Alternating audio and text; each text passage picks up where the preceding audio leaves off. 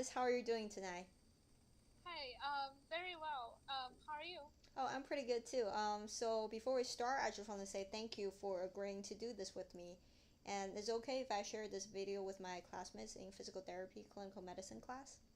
Yeah, sure, no problem. Okay, so you told me that you rolled your ankle several years ago. Would you mind sharing that story really quick with me again?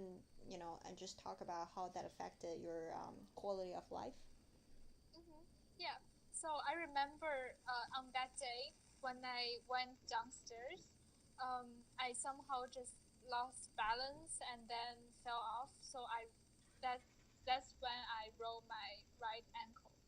Yeah. Okay. And yeah, that was really painful. And I remember it takes me. So after that, there was a long time that I cannot walk normally. Mm-hmm.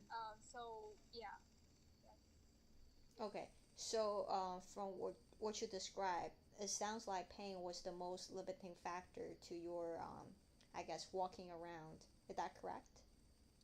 yeah.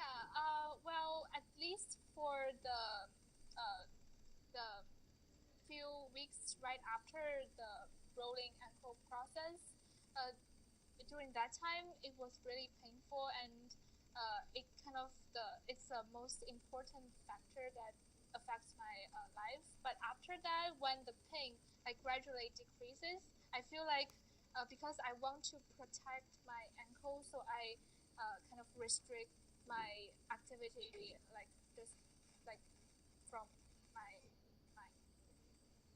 Okay, okay. So I'm just curious, why do you think you feel pain after you roll your ankle? um Yeah, I think it's because there are some like muscles and joints that in my ankle that is broken like during that uh, rupture process. Okay. So yeah, I feel the pain. I mean, yeah, you're correct. So in your case, there's a tissue damage, which is a stretch ligament. That's why you feel pain. But for some people, they experience a prolonged period of pain with, say, low back pain for no reason. They don't have any history. They don't have any history of low back injury, or they don't have any open wound or anything. So why do you think, or where do you think their pain come from? Um, well, I just learned from my lecture that it's so people feel pain probably because some part of the spinal cord was damaged. But I feel like in the low back pain, probably it's because um, some joints or some bones were like kind of gradually like being Okay. erode, eroded by some uh, like activities like or uh, because of the moisture, something like that. I see, I see. So you think, when there's pain, there's a presence of tissue damage as always, or Uh, um, it should be there. There should be an original. I mean, origin of the pain, or as I said, probably just the damage of spinal cord. But that's well, I don't know. okay. I mean, you're partly right. Yes. So some pain can come from merely just tissue damage, and but for those people who experience low back for prolonged period of time, say low back pain, there are some other changes in their body. So to truly understand that, I think it's really important for us to just take a look at the pain production mechanism. Do you mind if I take a few minutes to talk about, how the body produces pain? No, I'm happy to hear that. Okay, so pain is merely how the brain interprets received information from the body. So let's just take your, say, ankle as an example. So there's a lot of sensory receptors to detect changes in position and pressure at your ankle. So the moment you roll your ankle, these sensory receptors fire and delivers a message rapidly to the brain, directly to the brain, saying, "Hey brain, the ankle's rolled," right? So simultaneously, there's a lot of other there's some other stuff going on as well at the local at the ankle. So there's something called danger receptors, aka pain receptors. When the motion of ankle rolling produces relatively large stress to the ankle, those danger receptors fire and deliver a message to the spinal cord, um, saying, "Hey, spinal cord, the ankle's rolled." And the spinal cord decides, okay, if this message is truly important, if it's important, the spinal cord will deliver this message to the brain, saying, "Hey, brain, the ankle's rolled." And then the brain will evaluate this message from the spinal cord, and with the previous one we talk about the sensory receptor message based on your personal experience, and then decide if it's truly dangerous. If it's truly dangerous, you might feel pain. So this is the normal pain production mechanism. So I know it's quite a lot for you to take in. Do you have any questions about this process? So if the brain only receive the information from the directly from the ankle, but not from the spinal cord, I cannot feel pain. Is that correct? So you will receive both signals. One from Oh, the okay. one from the sensory, which is, Yeah. there's a change in the position, the Oh, rolling okay. motion, right? So that goes Yeah. directly to your brain. And the other one is from the danger receptors.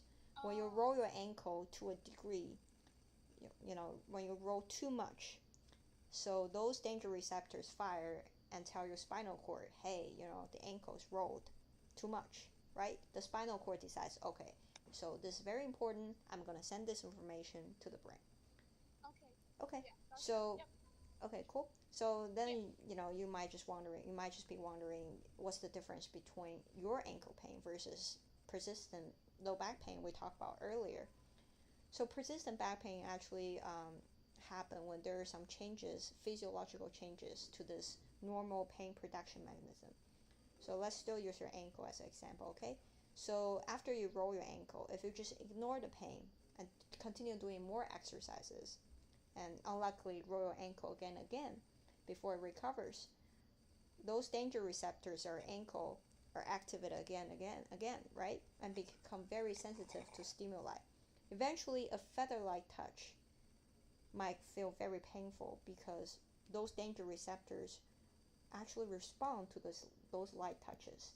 So this change in local danger receptors can, can cause pain. Um, so this can happen at your ankle, at your knee, anywhere in the body. And the second mechanism I want to talk about, like you mentioned earlier, the pain might there's some change might happen at the spinal cord. So those danger receptors send signals to the spinal cord, right? And when you send those signals, when you roll your ankle again and again, your spinal cord receives the same danger input again. Eventually will become very sensitive to stimuli. Then a very, very small input will cause a very large, relatively large input at the spinal cord, making the spinal cord decide to deliver this not very important, very small message to the brain. So lastly, there might be some changes at the brain level. So the brain itself has specific cells for the output of the pain. When you fire those cells, you feel pain. There are some other cells that are responsible for other functions or activities as well. For example, you might have some cells that are responsible when you tell a story, for storytelling. Let's say storytelling. So a very healthy brain won't fire pain cells and storytelling cells together, because you might just feel very painful when you tell a story, right? So when the brain loses precision, the brain will fire pain cells and storytelling cells simultaneous together, and you might just feel pain when you tell a story, and it's very bad. Very, that's not what we want to see. So like you mentioned earlier, after you roll your ankle, at first was pain, and then as the pain decreased, you just didn't want to do those things that you think could make your ankle get hurt again. So it's more like psychological in this case. You purposely avoid those activities or avoid those motions. So pain can be triggered by some very specific psychological factor too. So that's basically about how the changes at the pain production mechanism can actually cause idiopathic persistent pain. So do you have any questions about this both changes or any question? Um, Good for now. Okay, all right. I just want to say thank you for taking your time to you know talk with me and agreeing to do this video. Yeah, sure. All Thank you. right. All right, thank you. So you have a good night, okay? You too. All right, Bye bye. bye.